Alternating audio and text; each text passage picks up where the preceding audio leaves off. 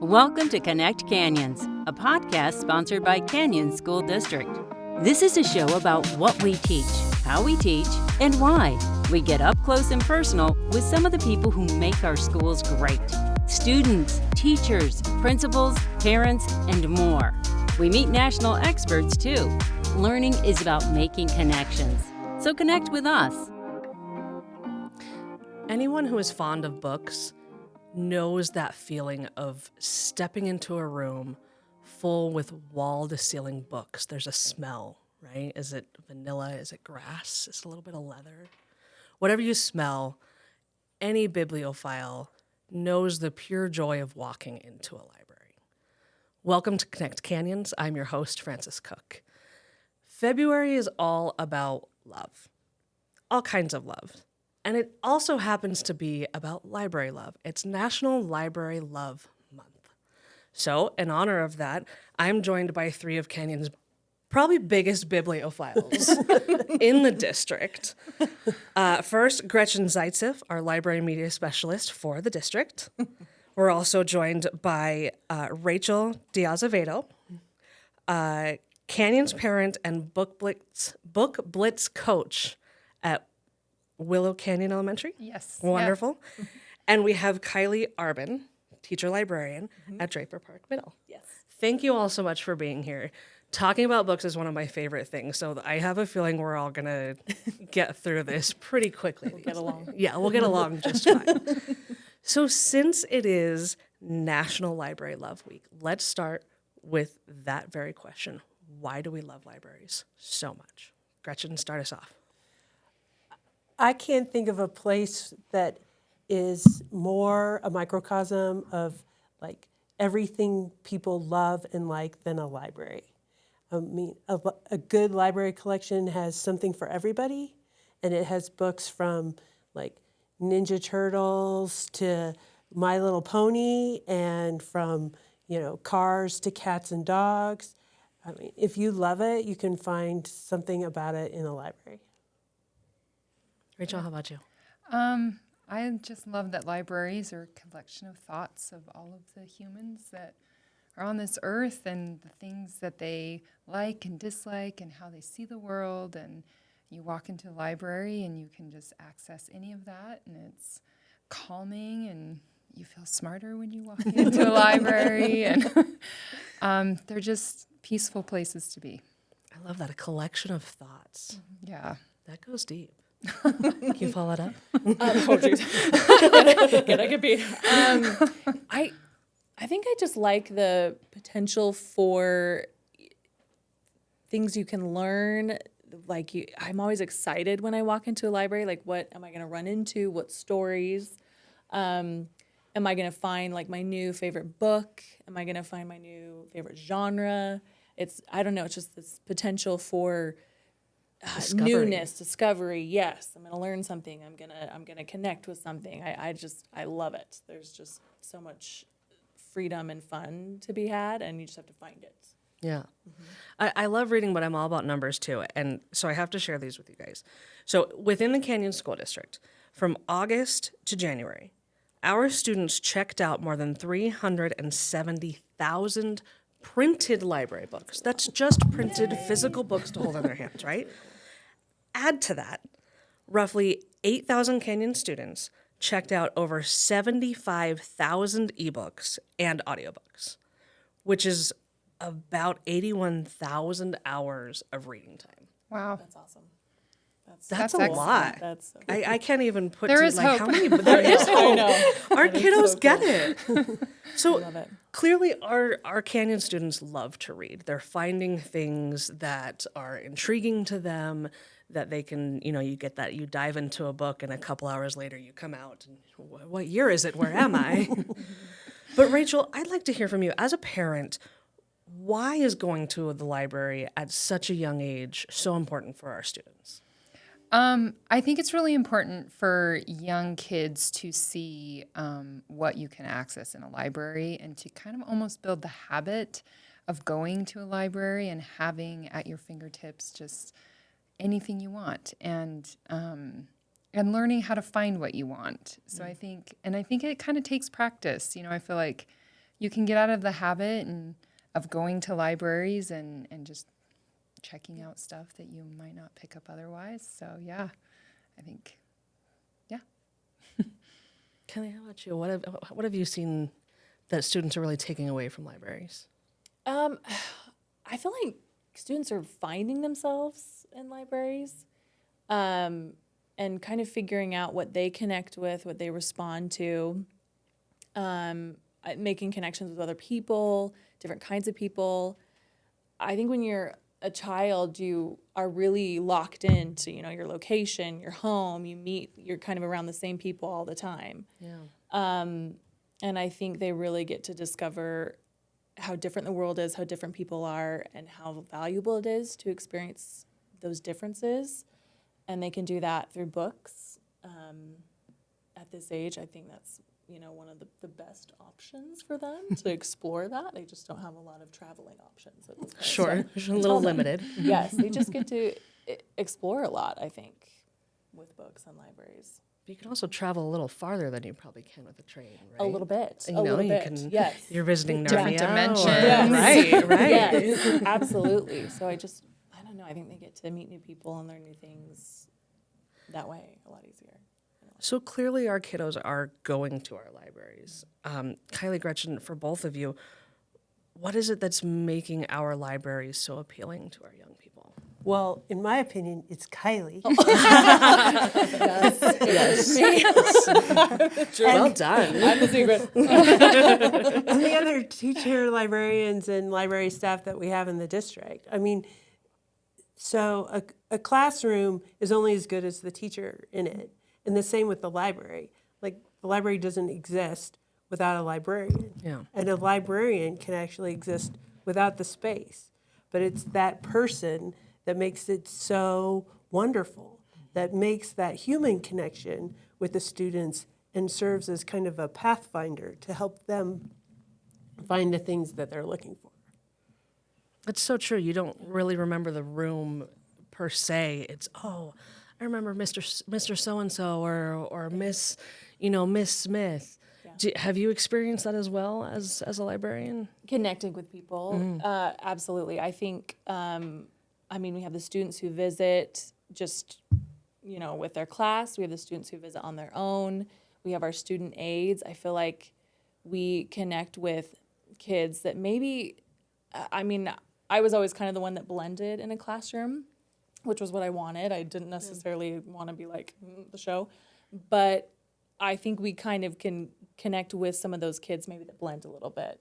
We get a chance to talk to those that maybe are the more quiet ones, or, they're not as loud, whatever that means, Sure. And so I think a library is an awesome place for us to make connection like that and build relationships with those kids and I just talk to them. I think humans just want to be talked to. They want to be seen, like anybody else. So, yeah, I think libraries bring us together that way a lot in the middle schools. And like we've mentioned, it's more than just books now, right? I mean, back in my day when I was going to my school library, that was it. It was books, maybe a few magazines. Mm-hmm. But now we have so many other resources in our libraries. Can you speak to what's in your library that's really drawing your students in? I don't know what happened or when it happened exactly. I think it was last year. We have had kind of a real trend toward audiobooks, but specifically playaways. They look like little MP3, like old iPod kind of sized devices, and they just have the audiobook on it. That's it. And I've got groups of kids that come in and they go through them so fast that we can't keep up. They just go through the whole, shelf of them. So I feel like that's really picked up in our library, or the audiobooks. And maybe it's just the novelty of it. I don't know exactly what it is, but they're really digging those audiobooks specifically, the physical ones they can hold. Nice. Mm-hmm. Very nice. Yeah. And I think that's really great because most of the adults I know right now are consuming content because they're listening to it. Yeah. Either while they're, on their Peloton or, Totally. out Driving to work. Driving to work. And so just that idea that, this is accessible for our students and this is the next step, and they don't have to stop. Like in some future day, they may not be able to like walk down the hall and go to the library, but they can access an audiobook online that brings the same joy, the same learning, same experience. And some of the audiobooks right now have just amazing production values. They do, yeah. You get almost, you have full cast plays or authors reading their own audiobooks. That's always kind of a draw for me. I love having the author or the multiple voices in there. Gretchen, what are some of the other ways that our Canyons libraries are sticking out and kind of leading the charge when it comes to finding new ways to get kids reading? Well, I think part of it is just making them feel comfortable in the space. So not only, do we have this large collection of resources, but it's a space where kids feel really safe. So a lot of our middle schools have just started maker spaces. So they have these so many different types of things that students can do. At one of our middle schools, they spent their lunch period building things out of these Kiva planks. They're like long, flat Lincoln log type things, but and then making the Lego figures like zip line between their structures, and all of that creativity and STEM learning is also happening in the library. Yeah. Rachel, have you seen any of your kiddos, kind of going beyond that, just cracking a book from their libraries? Are they bringing home extra goodies or extra knowledge? I know that my kids have all really enjoyed it at our school at Eastmont. They can go to the library at lunch. And all of my kids, I think, have just loved going and being in that space. I don't know that they bring them home, but I know they bring in the experiences home and the connections that they've kind of made, and just the relief in knowing that they have a safe space at the school, that that they belong always, is kind of huge. So yeah, That's so important. yeah. So one of the things I know about Eastmont is that during lunch they have chess sets out. Oh, wow. And so kids who might not be in the same classes with each other or the same social groups spend time playing chess with each other.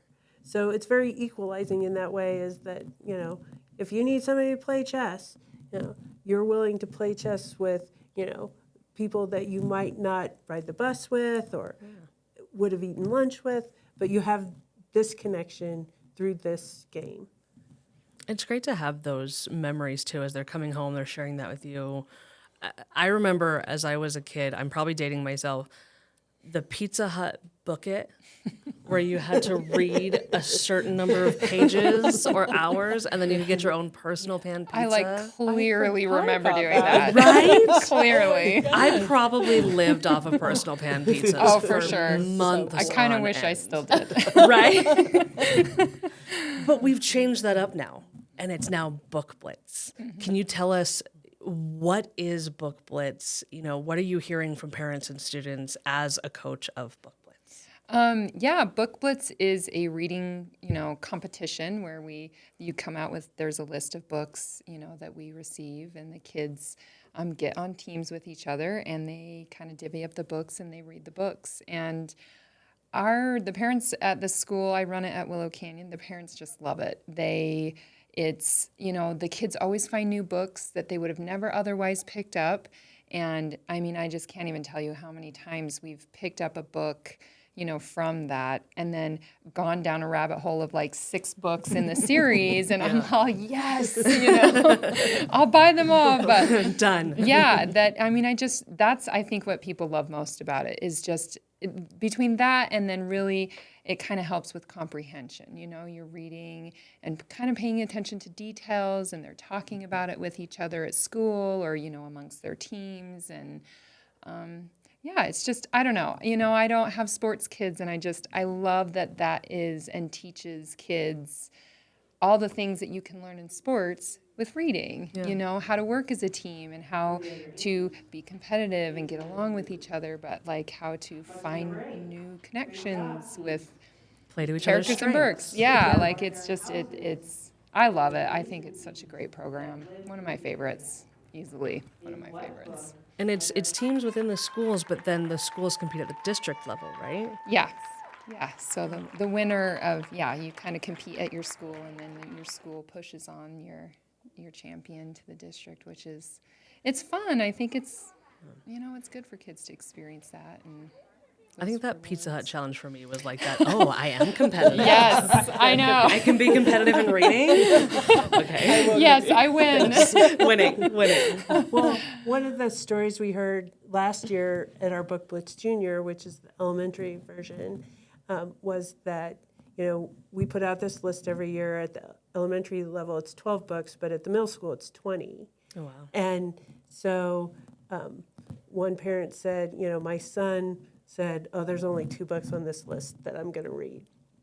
And then he ended up reading all 12. Oh, wow. Because once he got started, he's like, this is not so bad. But again, it was books he might not have picked up because he was, safely in one genre. Mm-hmm. And Book Blitz allows students to safely move between genres and try books out that they might not have otherwise chosen. And we take a lot of time and effort to make sure that we have really high quality books so that they are engaging for the students and that they help engage in that, because nobody wants to spend time reading something that's not that It's great. not enjoyable. Yes, totally.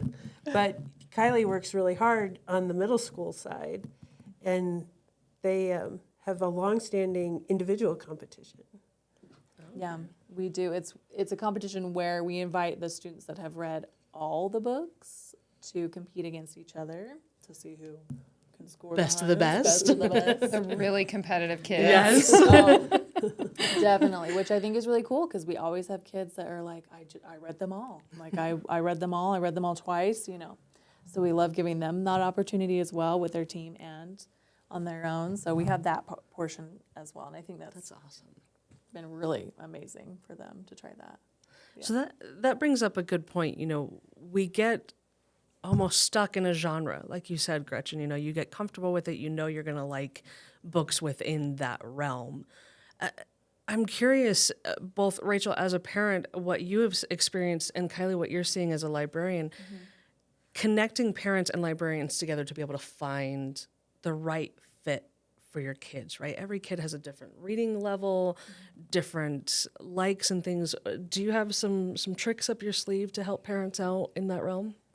I guess for me, I use all sorts of things. Some of it's really logical stuff, like start with the book you like and go shopping. Like, I like this book, I'm going to go on Amazon and see what they suggest and start there.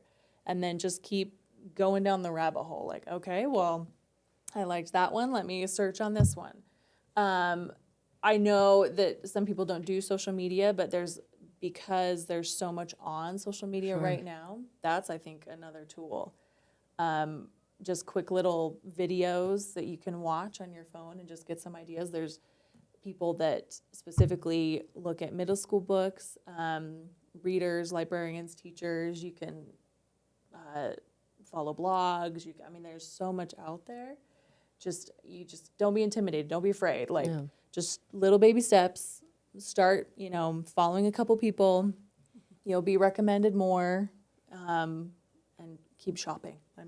Just don't be afraid to go to the store, Barnes & Noble, whatever, and just grab something that maybe the cover interests you. Try that. Start there. You never know. Yeah. Judging a book by its cover, number do one it rule. all day long. I do it I know. all day I tell long. my kid, I'm like, judge it. Judge ahead. it. It's Go ahead. okay. That's all I do. Pick it. Right? If it's completely on the cover alone. Yeah. They say never do it, but everybody Everybody always does it. Everyone does it. 100% every time. I would imagine you have a bit more experience with the books that your children are seeing in our school libraries. Any advice for parents who may not have had an opportunity to set foot in their kids' libraries? Oh, absolutely. Go do it. I think you can step into any library, any librarian. I've emailed librarians at the high school, middle school, and elementary school. They always get back to me. They're always so welcoming. And I think it's fun to kind of go with your kids. I think attending a book fair, if your school does it, is a nice way. It's usually in the library. And then I think you're able to kind of show your kids that space is important. It's kind of like walking into their classroom, right? Show me where you sit and show me where you can do that in a library. Show me where your favorite books are and, that kind of stuff. So, yeah, That's 100%. a great idea. And then you see kind of how amazing they are. I mean, I know Willow Canyon got a ton of new books this year, and it's inspiring, and I think, it's cool. It's their little world, so. I would like to know what you all want people to know about reading, about loving a library, about libraries here at Canyons. What if you could sum up one final thought on the importance of reading, what would it be? Well, if a child can read, they can learn anything. Like, I don't care if it's math or science. If they struggle with reading, then everything's going to be a struggle. And reading is a muscle, and so you have to practice reading to get better at it. And I always say, like, when you're reading fiction, it's like running. Kids can go really fast, but if you read nonfiction, it's like swimming. Like, it uses the same muscles, but there's more drag. And learning to do both and be good at both, like, helps you with everything else. It helps you with standardized testing. It helps you with college admissions. Helps you just be a more informed person. So I just think that, whatever it is that you like to read, you should read it. And you should find it. And you can probably find it in your school library. I think, I don't know, one thing about libraries would probably be something similar, that find what you love, like whether it's a graphic novel, whether it's, a story about camping and hatchets, or whether it's a fantasy, whether, just read what you love, because I think that is the most important thing, is that you fall in love with reading, and it makes that practice just a lot easier. And, it's a gift you'll carry forever, so you might as well fall in love with it, whatever that looks like for a student. Yeah, I agree. I think definitely read what you love. It's reading as a connector. I think you connect to people when you read. They're reading the same book, or, oh my gosh, you have to read what I just read. This is crazy. We need to talk about it. It also connects you to characters and stories that you would not hear about any other way. I think there were a lot of times where the thing I was most excited about every day was getting into my book, whatever I was reading, and just figuring out what the next thing was. And it just, I think, brought a lot of color to my life. I loved that. I truly believe there is a book out there for every student. I mean, I think there are students and just people who don't believe that reading is their thing. It could never be their thing. But I think everyone has something out there. They just haven't met it yet. Yeah. And the readers are just those that have. But anyway, I think it's such a magical thing, books and reading, and we should all be doing it.